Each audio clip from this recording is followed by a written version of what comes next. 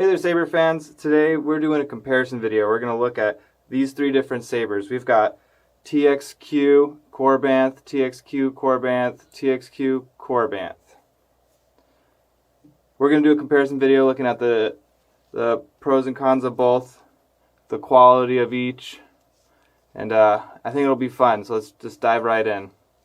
We're going to start with the OB1 here in the middle. So right off the bat, you can see the size difference between the two of these. This one has a much more ergonomic grip, much closer to the actual prop in the movies versus this one, which is a little bit chunkier. You can also tell that this one's got a better chrome gloss to it, right, compared to this one, which is a little bit more dull. It's a cheaper metal that they used. And if you look in a little closer at the buttons here, you can see on the Korbanth one that we've got a lot more detailing going on. And that purple button there. Also, you can see we've got little windows here. And this one does not have windows. So all these little details make all the difference. The weight between these is different too. Despite this one being thicker, this one's got a little bit more heft to it. Feels good in the hand. And we'll just do one more zoom over both of them just so you can see all the details.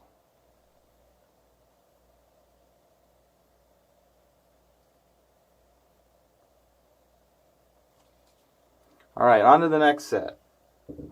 Now we've got the SK2. This is an awesome saber. I love it. I love that leather grip. Really nice.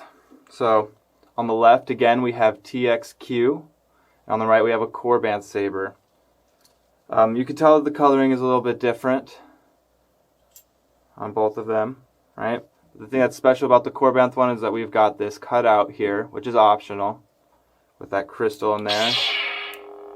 So you can see that crystal. Same thing again, the heft on this, right? The weight on the Korbanth one is going to be just a tiny bit heavier. Gives it that real feel. You can also see the details here on the clamp strip, a little bit different. This chrome section here is a little bit more plasticky on the TXQ versus the Korbanth. This is aluminum. You can feel it. And then let's look up real close at the leather grip here.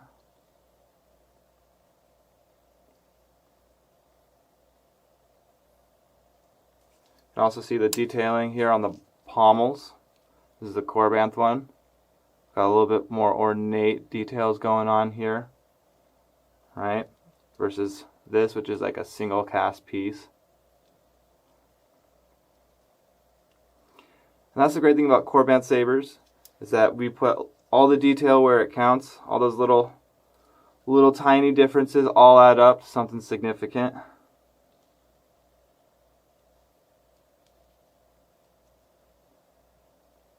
Alright, we're going to move on to the next group. This is the Luke saber from episode 6. And again, we've got TXQ and we've got Korbanth. So let's take a close look at the TXQ. So first thing I notice here is that the coloring on this is kind of odd, right? Comes out kind of a green color, like a painted brass or something. Then you got that same kind of plasticky chrome versus like over here, which we have like aluminum.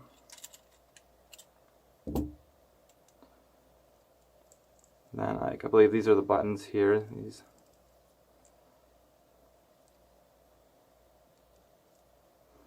I mean, I'll give it to TXQ of a lot of theirs. This one does feel pretty nice compared to their other ones, but it does not even hold a candle to what we got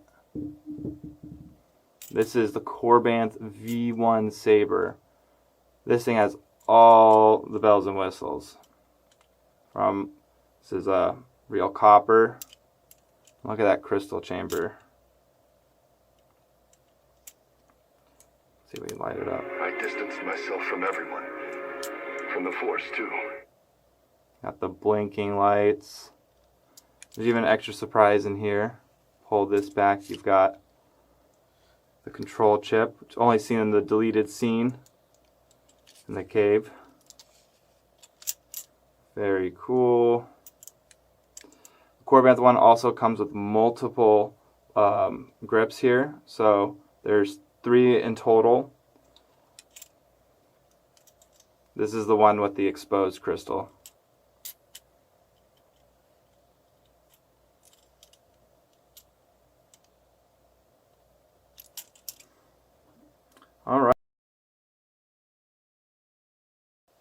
All right, let's go a little bit deeper. We're going to take a closer look here at the Luke's Episode 6 sabers. I'm going to see what's under the hood. So here we've got the TXQ chassis. Now most of their chassis look just like this. It's got plastic, it's an injected mold plastic, but it's really thin. You can see I can bend it really easy. We've got these tab type connectors opposed to spring pin connectors. They both take an 18650 battery. It looks like only a 24 millimeter speaker. This is, I believe, a Xenopixel board, which is much more limited than the Profi boards that we use. They have a limited amount of blade styles, limited amount of blade colors, and you can mix and match those, but that's about the extent of it. I believe you can upload your own sound files onto one of these, although you have to be very precise about the formatting of the files, or else the files won't play. So if you're going to be trying to do this, it's going to take some practice to actually figure out how to do it just right. I know from experience. All right, got to orient it just right. Also, as a side note, this is a way oversized. Like this is, I think, is more reasonable.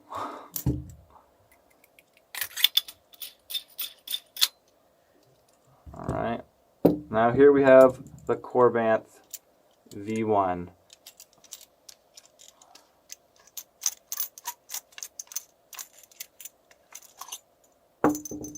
There's a chassis sticking out on the bottom there. This one requires you to rotate and then pull out. Just like so. Look at that.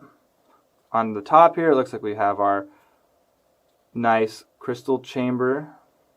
It's beautiful. And then this is a nylon printed chassis, extremely durable, and you can see how ornate it is. Look at all those design details. And that's the Profi board we were talking about. I want to talk a minute about Profi boards. If you're looking into building sabers or getting your first saber, I highly recommend going with a Profi board. Profi boards have the most customization possible. You can make it any color you can imagine. The blade styles are infinite, and you can adjust so many parameters on them, and they are so much more intuitive to program than, say, one of these Xenopixels. There's also just so many more fonts available that are formatted for Profi, that are easy to just drop on here, update your config, and you're good to go. We're going to be talking about the benefits of Profi throughout the rest of this video for sure. Both of them do take an 18650, and then you can notice here this is a much larger 28 millimeter speaker, which makes all the difference in sound quality. The combination of the Profi board and the bigger speaker just makes it sound so much bigger, so much more alive. So definitely recommend Profi board for that reason as well. All right.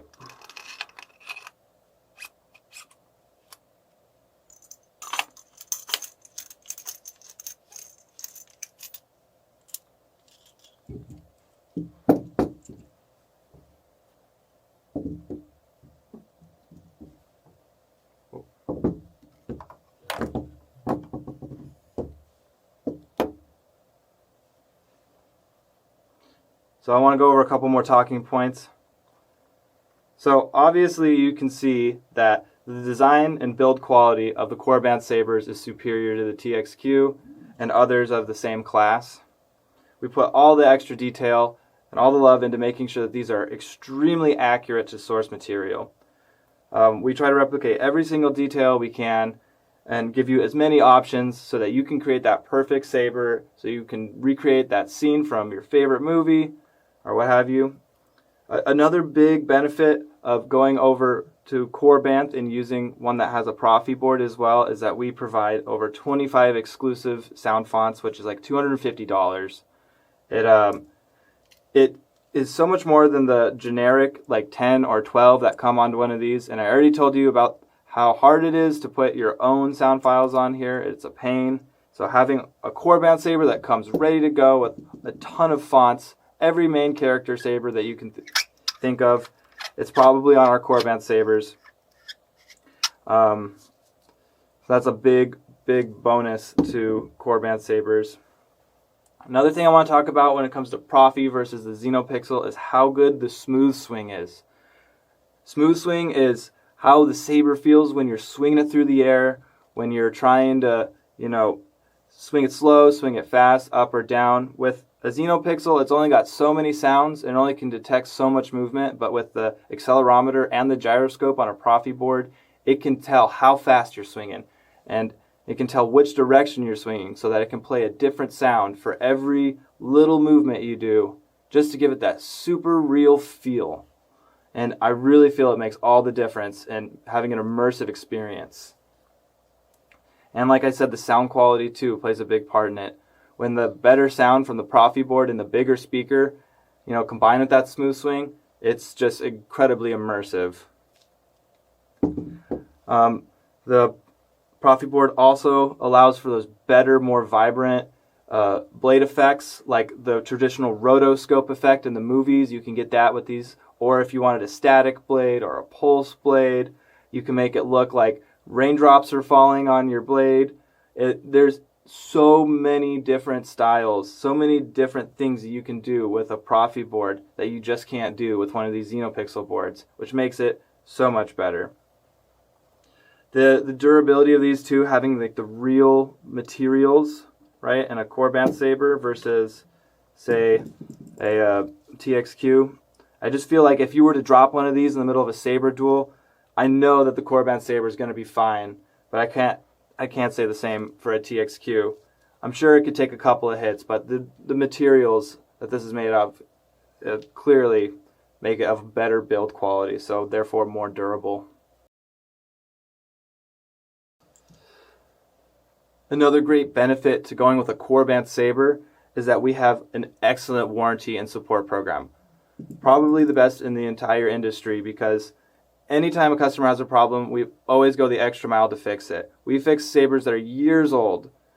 When you buy one of these sabers, you get a free 90-day warranty with any saber, where we will fix any problem that comes up.